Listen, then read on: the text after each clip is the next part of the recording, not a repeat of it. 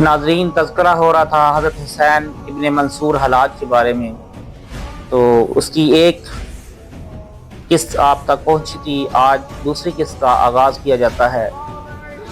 آپ کا اسم گرامی حسین تھا، باپ کا نام منصور حلاج تھا۔ حلاج عربی زبان میں جلاہے کو کہتے ہیں، چونکہ شیخ حسین کے والد روئی دھننے کا کام کرتے تھے، اس لیے پیشہ ان کے نام کا حصہ بن گیا۔ عام طور پر یہی مشہور ہے، لیکن مورخ خطیب بغدادی نے اس روایت کی نفی کی ہے۔ بغدادی شیخ ابو عبد الرحمن کے حوالے سے تحریر کرتے ہیں کہ حسین بن منصور کو حلاج اس لیے کہا جاتا ہے کہ وہ ایک بار عراق کے شہر واسطہ میں ایک دھنے جلاہے کی دکان پر پہنچے اور اسے کسی کام کے لیے بھیجنا چاہا۔ دھنے نے عذر پیش کرتے ہوئے کہا، میں آپ کا کام کر دیتا ہوں، مجبوری یہ ہے کہ مجھے شام تک روئی دھن کر دینا ہے، اگر میں آج یہ کام نہ کر سکا تو مجھے اجرت نہیں ملے گی۔ حضرت شیخ حسین بن منصور نے اس دھنے سے فرمایا، تم میرا کام کر دو، میں تمہارا کام کر دوں گا۔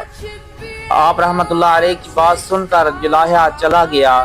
پھر جب وہ کام کر کے واپس لوٹا تو دیکھ کر حیران رہ گیا کہ دکان میں موجود تمام روئی دھنی ہوئی رکھی تھی۔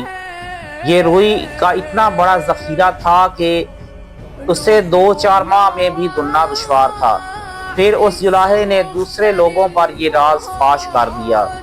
نتیجتاً حضرت حسین بن منصور حلاج کے نام سے مشہور ہو گئے۔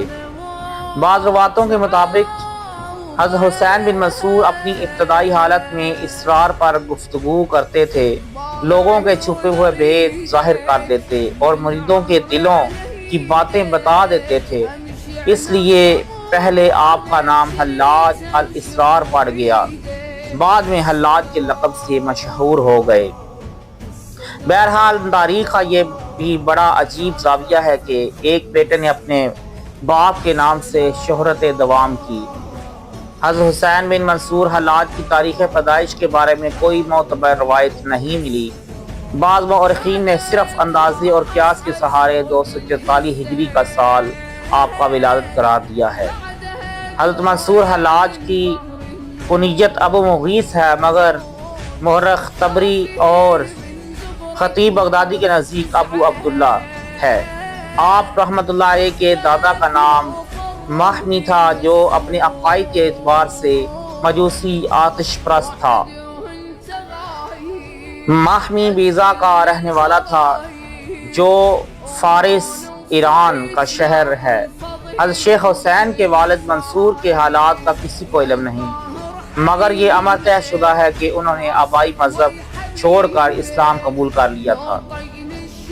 مورخ خطیب نے تاریخ بغداد میں حضرت شیخ حسین کے صاحبزادے احمد سے روایت کیا ہے کہ ان کے والد حسین بن منصور بیضا کے موضع طور میں پیدا ہوئے، مگر نشو و نما کستر میں ہوئی۔ حضرت حسین بن منصور کی ابتدائی تعلیم و تربیت کے بارے میں کچھ پتہ نہیں چلتا، مگر جب وہ 16 سال کے ہوئے تو مشہور بزرگ حضرت سہل بن عبداللہ تستری رحمۃ اللہ علیہ کی خدمت میں حاضر ہوئے۔